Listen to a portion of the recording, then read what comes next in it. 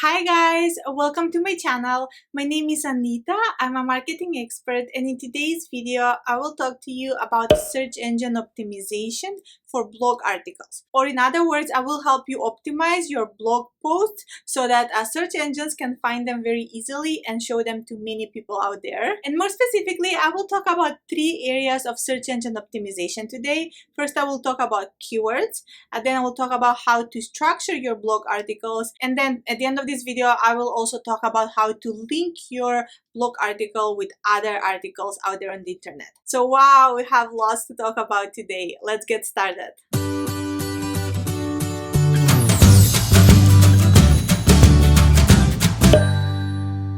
But before we get started, let me first introduce myself for all of you who are new to my channel. So my name is Anita. I'm a marketing expert. I have an MBA from one of the best business schools in the world, and currently I run a digital marketing agency.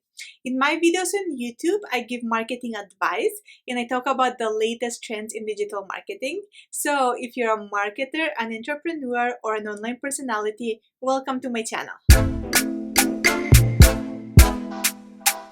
The first thing that I'm going to talk about today is keywords. So before you even start writing your blog post, you should do a very solid keyword research and come up with the best keywords for your blog article. And more specifically, you will want to find 2 types of keywords for your blog article. First, you need to find a focus keyword. This is the main keyword or the main topic that your blog article will be about. So in addition to your focus keyword, you should also come up with a few auxiliary keywords that will help drive more traffic to your website, and those auxiliary keywords should be related to your focus keyword so that it doesn't look weird to read the focus keyword and the auxiliary keyword in the same article. So let's say I decided to write an article about digital marketing today. So digital marketing today will be my focus keyword, and I will optimize my blog post for that focus keyword.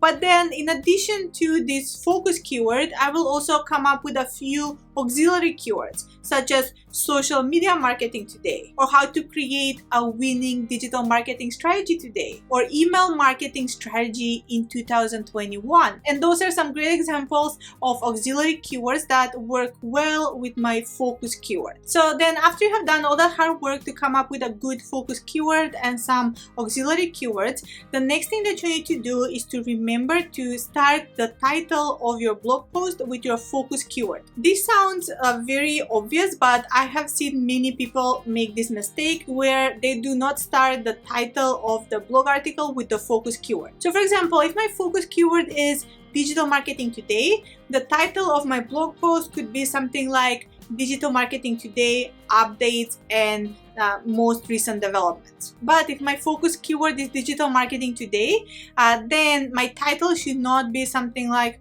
how to succeed in digital marketing today. Then the next thing that you need to remember about keywords and SEO is that you need to make sure that your focus keyword is included in the URL of the blog post. So for example, my website is nextgenskopje.com. So if I were to write a blog post about digital marketing today, and if digital marketing today was my focus keyword, then the URL of this blog post would be nextgenskopje.com/digital marketing today. And I have seen many clients make this mistake where they will create a blog post in WordPress, and they will create the first version of the blog post with a different title than the final title of the blog post. And as soon as you create a blog post, WordPress assigns a URL to that blog post based on the title that you enter initially. Then after the title of your blog post changes, the URL of the blog post will not change unless you go there and change it in WordPress. Therefore, after you select the focus keyword for your blog post and after you finalize the title for your blog post, you should check that the URL of the blog post includes the final version of the title. Another thing that you should do in order to optimize your blog post for SEO is to make sure that your focus keyword and the auxiliary keywords are included in the first paragraph of the blog article. because search engines place more importance on what is included in the first paragraph when they rank search results for users. And another thing that you should do in order to optimize your blog post for SEO is to make sure that your focus keyword is included in the meta description of your blog article. The meta description is a short description of your blog article, and this is what shows up under the title of the blog post in search engine results. So first of all, make sure that you have a meta description for your blog post, and then of course make sure that you include the focus keyword in the meta description. The meta description should be quite short, between 140 and 200 characters, I would say, because there is a limited amount of space on the search engine results page for the meta description. Another thing that you should know about search engine optimization for blog posts is that your blog post should have good keyword frequency for your focus keyword. So what is keyword frequency? Keyword frequency is the number of times that the keyword is mentioned in the blog article. For a standard blog post that is between 500 and 800 words, you should mention the focus keyword 5 times. And the last piece of advice that I have for you about keywords and search engine optimization for blog articles is to add the focus keyword to the alt text for the graphic that you use as the cover image for your blog post. So what is alt text? Alt text is short for alternative text, and this is what search engines use when people search for images on the internet. So if you use the appropriate alt text for the image that you use for your blog post, so the cover image of the blog post, then people will be able to find your blog post even when they do image searches on the internet. And this is an additional source of traffic that you should not miss out on.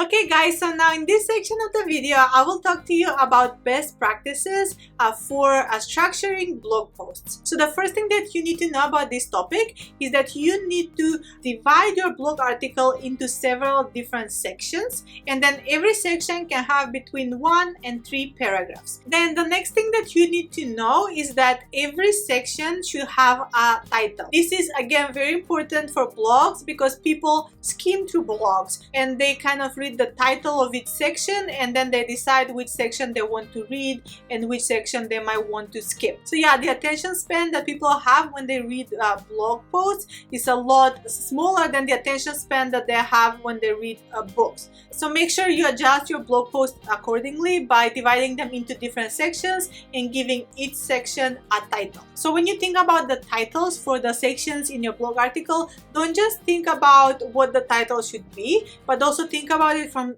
the SEO perspective and try to include your focus keyword in some of the titles for your sections. Another thing that you should keep in mind when you write the titles for the sections in your blog article is that the titles should answer questions that people might have about the blog article. Then your blog post will have more of a chance to show up in the snippet section of search results, and the snippet section is very valuable because if your blog article shows up in the snippets, then you will get a lot of traffic for that blog article. And another thing that you should think about when you write your blog post is how the blog post will look on a mobile device. And when your blog post is optimized for viewing on mobile device, that's not only good for the viewer experience, but also this is helpful for SEO too, because search engines prioritize content that is easy to view on mobile devices. So while your blog post is still in draft, read your blog post on a mobile device and see what it looks like and whether it's easily readable on a mobile device.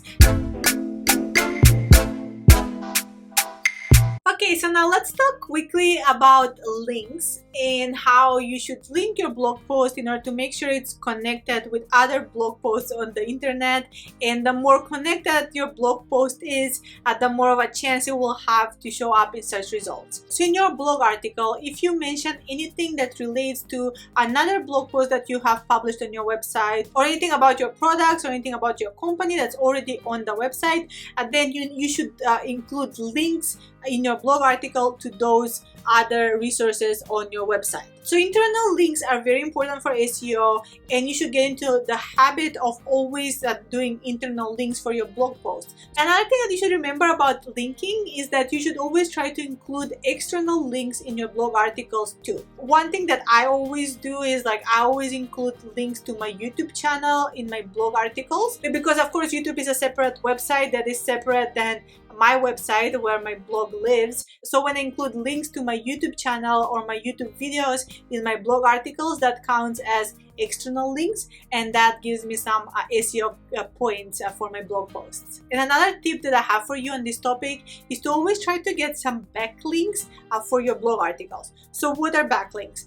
Backlinks are when other websites link to your blog article. So when other people include links to your blog article on their blogs or on their websites. So in order to get some backlinks, what you should do is share your blog article with people, especially influencers, or if you have a close relationship with people in your industry, you can maybe directly ask them for some backlinks. And before I finish this video today, I have one bonus tip for you, for all of you who managed to watch the full video up until now. And the bonus tip is about a tool that I use to evaluate my blog articles for SEO. And this tool is very popular. Almost all marketers use it, I think. And it's also a very easy to use tool, and it's free. And this tool is YOAST SEO. And when I say free, I should clarify that yes, YOAST SEO is free. I mean, there's a free version, and also they have add-ons and they have paid plans too. But the free version of YOAST SEO is really good, and many of my clients use the free version and it meets all their needs. That's all for today, guys. Thank you so much for watching this video today. If you like the video, please don't forget to like and subscribe. That really helps me a lot with the YouTube algorithm. And if you'd like to be notified the next time when I post videos, please hit the notification bell below. And I post videos every week, so I'll see you again next week. Bye!